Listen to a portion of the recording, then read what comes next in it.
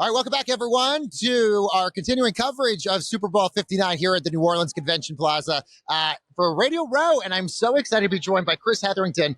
You might know him, obviously, as a former NFL fullback, but he is the CEO of Fathead. Also, Chris, good to have you here. Thanks so much for joining us. Great to be here. Thanks for having me. All right, so interesting journey. Everybody knows Fathead. We had them on our walls growing up. And last year, you and a group of athletes purchased this company. Yeah.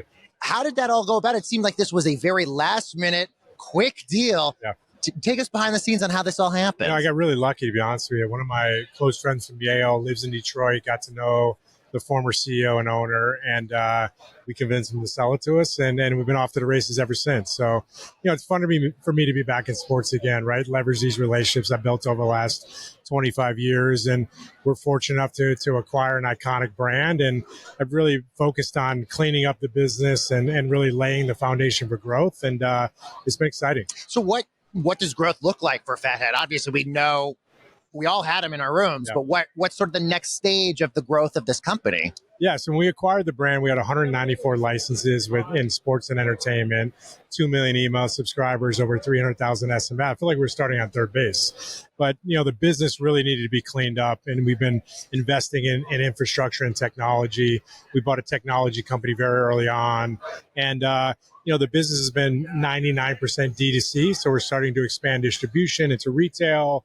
We've got approved on Walmart.com, Target.com, Lowe's.com, starting to work with the team stores and getting into lid stores throughout the country. And so, were they never in there before? Were they never in? Because was it just the marketing is how we all knew Fathead from before? It was never in a lot of these retail stores? Yeah, they were in some retail back in the day. We're a print-on-demand business today. So our biggest relationships with FedEx, they have these 18 hubs throughout the country. So it's very efficient, as far as time to delivery. Mm-hmm. They were in retail back in the day, but for us, they did an incredible job of building a brand, right? It was everywhere back in the day. TV commercials, Super Bowl ads. I had a John Elway one in my room. So every time you turn on the TV, Super Bowl was there. So yeah.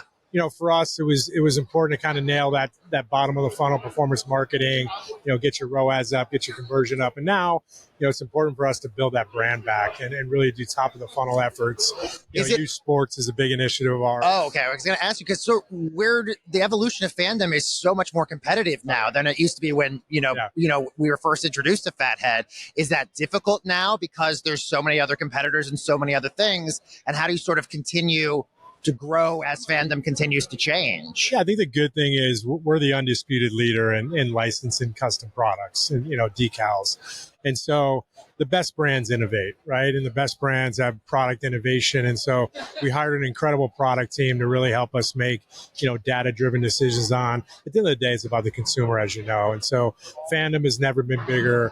We have all these licenses. We have an incredible custom product business, which continues to grow, year over year.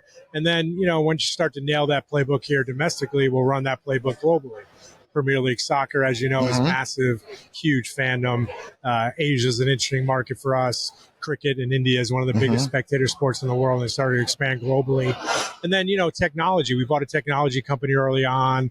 We can get into AR and AI and metaverse and blockchain. We'll kind of breadcrumb that out. But, for us, we want to combine the physical with the digital. And so making these decals come to life, trigger content to create a fan engagement platform and have, fans have more engagement and close relationships with their heroes. What are some of your approaches to business to sort of take this, but you've got other stuff that you're working on as well?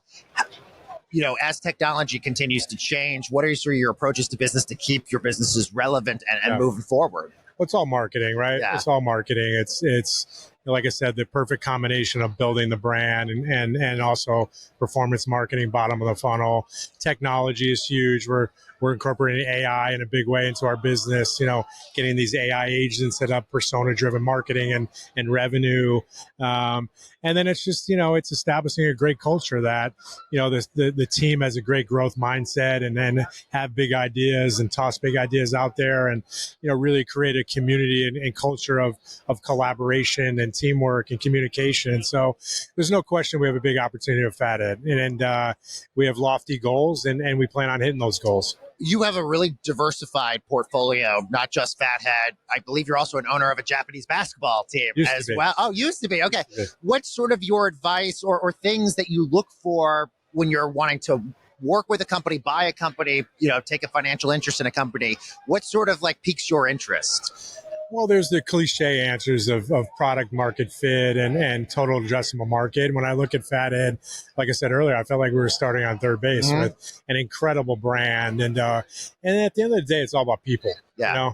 You got to have the best team. You got to have the best partners. We're working with some incredible partners. We have, Gary V's Vayner Commerce is a close relationship of ours. Peyton Manning's Omaha Productions is going to do a lot of short and long form content for us. And it's just surrounding ourselves with great people that have a growth mindset like us. And the sky's the limit for the brand. You, obviously have been able to create this second chapter for you after your NFL career. A lot of players are trying to figure out a lot of times what to do in that next stage or that next chapter. What's your advice to any player that's trying to figure out what to do next?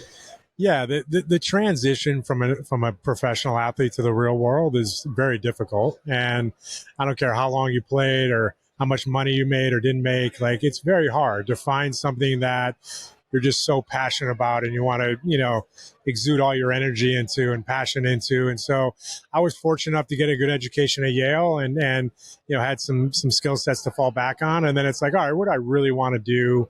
What area do I feel passionate about? And I went into finance for 11 years and worked for a hedge fund for 11 years, had a bunch of different roles there. I was a trader. We ran a professional basketball team in Tokyo. I was the president CEO. I've had some CEO roles of companies we invested in as a fund. And you just try to learn from not only your successes, but your failures. And at the end of the day, like I said, it all comes down to team and have a strategic plan and really being so disciplined about how you go about your everyday business. Chris, we're going to continue to follow your journey and all the cool things that you guys are involved in. And as somebody who had a fat head growing up, can't wait to see what's going to be in my next fat head that I purchased coming up next. Chris, thank you so much for joining us. We got more interviews coming to you from Radio Row.